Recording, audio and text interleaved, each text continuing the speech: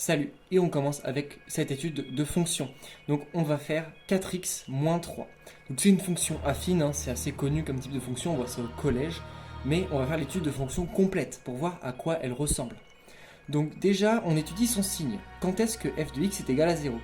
Donc pour ça, on fait 4x moins 3 est égal à 0, et on résout. Donc ça fait x égale, donc on place le 3 de l'autre côté, ça fait plus 3, divisé par 4, donc c'est égal à 3 quarts.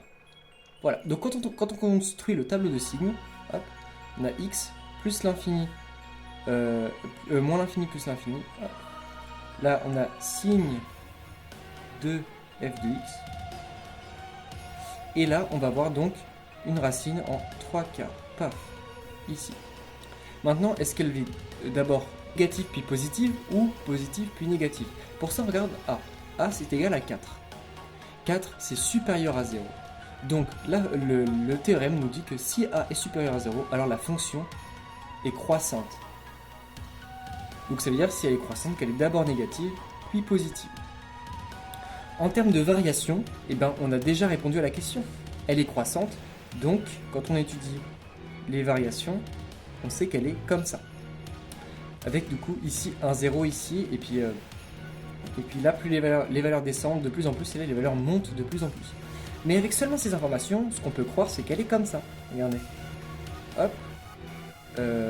Hop, comme ça, par exemple. Et du coup, là, vous voyez, quand on regarde, bah, elle tend vers un nombre. Or, bah, là, c'est pas le cas, c'est assez évident. On connaît les fonctions affines. Là, elle serait comme ça. Et là, on voit bien qu'elle tend vers plus l'infini. Comment on le démontre?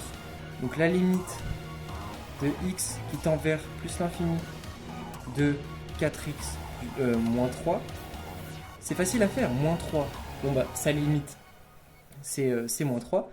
Et 4x, vu que le x il ne fait que augmenter et qui en plus il est multiplié par un nombre positif, et ben ça va tendre vers plus l'infini. Et le moins 3 est négligeable. Donc ça va tendre vers plus l'infini.